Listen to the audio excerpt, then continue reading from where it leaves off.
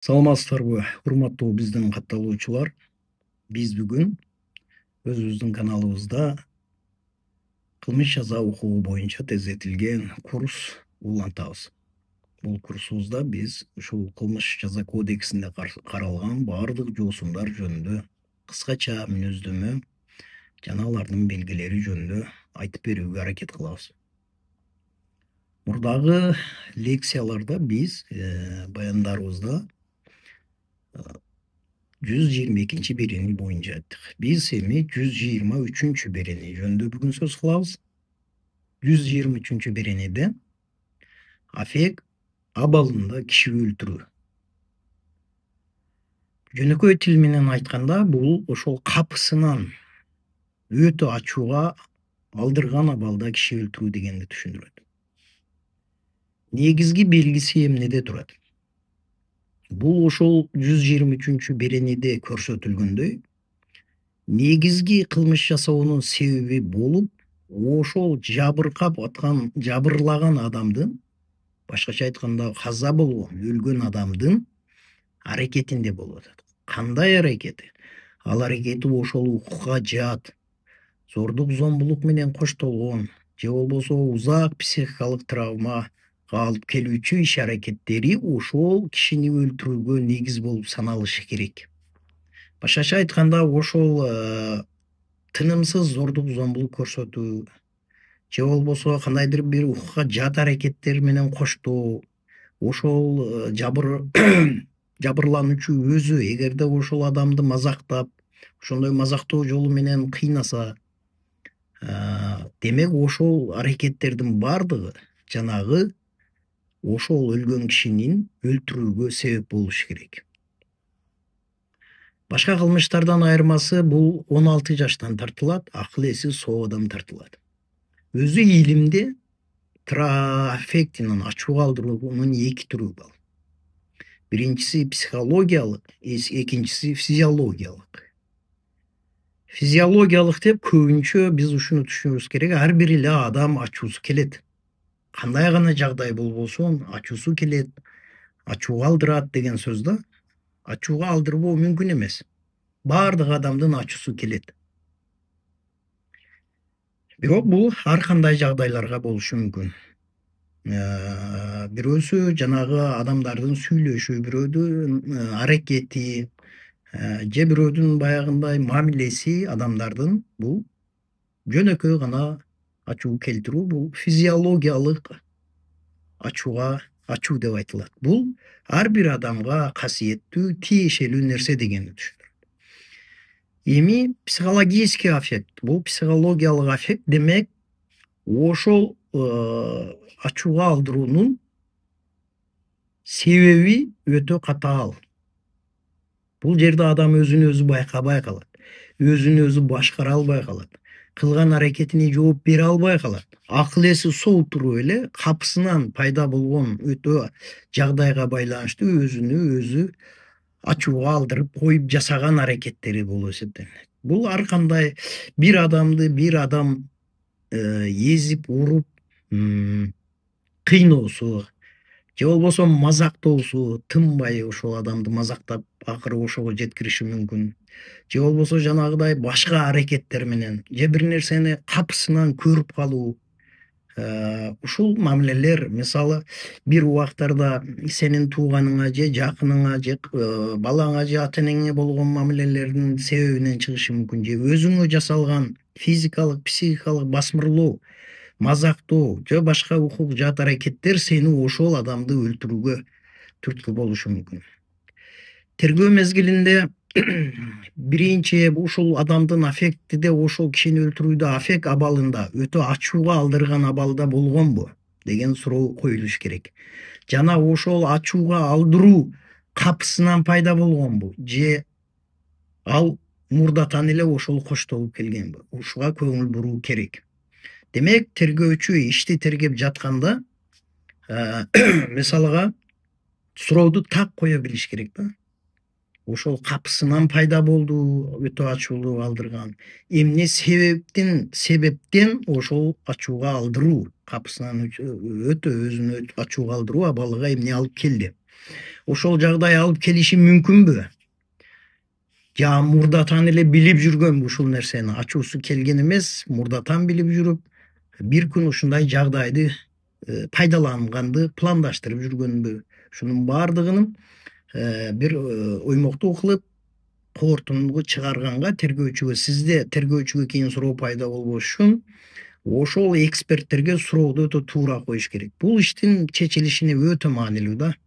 Себеби эгерде 122 берене менен ачууга алдырган эмес деген болсо, анда 122 берене менен жоопкерчиликке тартылып калат. Ал эми жок, ооба ошол аффект болгон, аффекттин негизинде болгон дей турган болсо, анда 123 биз айтып аткан статья менен жоопкерчиликке тартылыш керек. Бул айырмасы 122де өмүр бою эркинен ажыратуу же 15 жылга чейин эркинен ажыратуу каралып жатса, биз айтып аткан 123 беренеде өтө ачууга алдырган абалда киши өлтүрүүдө 3 жыл гана эркинен ажыратуу. Башкача айтканда 122 өтө өзгөчө оор кылмыштарга кирсе, 123 анча оор эмес кылмыштардын курамына кирет. Демек, ушуну чектей билүү өтө ачууга алдырган абал болгонбу? Өтө маанилүү болуп эсептелинет. Ошондуктан бир тараптуу кароодон экинчи тараптын дагы маанисиге өтө орчундуу көңүл бурулуш керек да. Мисалыга кээ бирде ошол жана мазактоо эмесини билип, көрүп жүрүп, өч алуу максатыны даярдап, пландап жүрүшү мүмкүн. Ооба, туура. Каза болгон адам тиги кылмышкерге, кылмыш жасаган адамга карата мазактап, ошону укукка жат аракеттерди колдонуп, ушундай аракеттерди жасап жүрүшү мүмкүн. Бирок ал эми ошол кылмыш жасаган адам ошону билип көтөрүп, ыңгайлуу жагдайды, ыңгайлуу орунду, ыңгайлуу күндү, саатты күтүп жүргөн болушу мүмкүн. Мындай учурларда өтө ачуу алдырган деген болбойт. Бул өч алуу максатында деп квалификация болуш керек. 122ге өтүп кетиш керек. Ошол өтө ачууга алдырган абалдын капысынан пайда болушу, капысынан. Мисалы бир нерсени кирип көрүп калышы, же кирип уруп сабап кириши, же болбосо кокусунан ошондой бир катуу мазака алуусу, же болбосо кандайдыр бир укукка жат аракетти кылам деп аракет кылуусу, ушунун баардыгы себеп болуш керек. Демек, тергөөдө биринчи бул статьяны коердун алдында, ушул статья менен, ушул берене менен жиктердин алдында, тиги каза болгон адам ушул аракеттерди жасадыбы? Башкача айтканда, мазактадыбы, укукка жат аракет жасадыбы, ошол кылмыш жасап аткан адамга карата кандайдыр бир кемсинтүүлөр же болбосо аябай бир оор келе турган, оор таасир тие турган укукка жат аракеттерди жасадыбы деген сурооду коюш керек тергөөчү. Демек, ошол жасалган, ушундай болгон, ушундай такай ушундай болуп келген, же болбосо ушунун үстүнөн кирип ушуну көрүп калган, же болбосо моундай болуп калган деген учурларда тергөөчү так даана көрсөтүп ажырата билиш керек. Ошондо гана биз бул статья менен жиктесек болот. Мисалы, үйүнө кирип алса, кызына карата бир аракет жасалып атса, же болбосо аялы менен башка бир мамилелер болуп жаткан учурлар бар бизде. Көп ушундай кездешет эми. Мисалы, ойношу менен кармап алган учур, же үстүнөн кирип баруусу, же болбосо ошол адамдын ага карата мисалы аскер кызматында дейли ошол тынбай жанагы такай эзип, кыйнап, мазактап, ар нерсени жасабаган нерселерди жасатып жүргөн болушу мүмкүн. Же болбосо башка бир нерсени көрсөтүшү мүмкүн. Ушундай аракет каза болгон, өлгөн адам тарабынан болгондугу, жасалгандыгы өтө маанилүү. Эгерде мындай аракет жок болсо, анда бул статья жөнүндө сөз кылуу болбойт. Бул өтө эки тараптан караганда дагы өтө жоопкерчиликтүү маселе. Ошондуктан биринчиден кээ биргилер ушул статьяны колдонушу мүмкүн, пайдаланышы мүмкүн жоопкерчиликтен качыш үчүн. Кээ биргилер чындап эле ушуга жеткириши мүмкүн, ушундай кылмышты жасоого. Демек, кээ биргилерди тууру карабагандыктан бир адамдар кылмыш жоопкерчилигинен бошотулуп кетиши мүмкүн. Кээ бирги адамдар татыктуу жазасын алып калышы мүмкүн, же албай калышы мүмкүн. Ошондуктан кылдаттык менен Биринчи, тиги каза болгон адамдын, жабырлануучунун аракеттиге юридикалык баа бериш керек.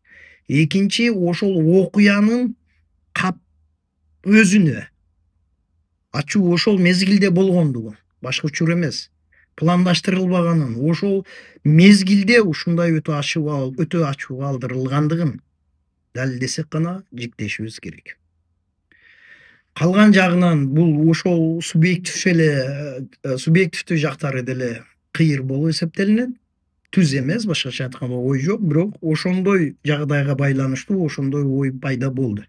Акыл эси соо эместик дегенди түшүндүрбөйт. Акыл эси соо адам, бирок өтө ачууга алдырган, толук өзүнүн аракетине жооп бере албаган, толук түшүнбөгөн эмне кылып атканын, ошондуктан муну өтө ачууга алдырган абал деп айтабыз.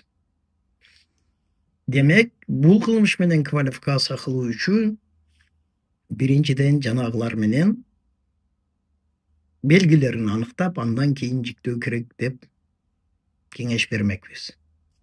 Бул жалпысынан өтө ачууга алдырган абалда киши өлтүрүү болуп эсептелинет. Анча оор эмес кылмыштардын курамына кирет.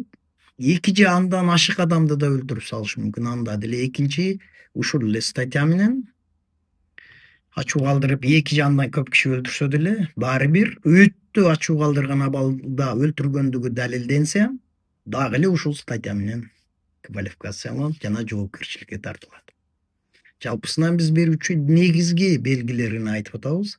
Калганы ар бир иштин өзүнүн жагдайына, күнүнө, ордуна, саатына, адамдын өздүгүнө карап тергелеши керек деген кеңешти беребиз. Бул жалпысынан аффект менен киши өлтүрүү жөнүндөгү баян.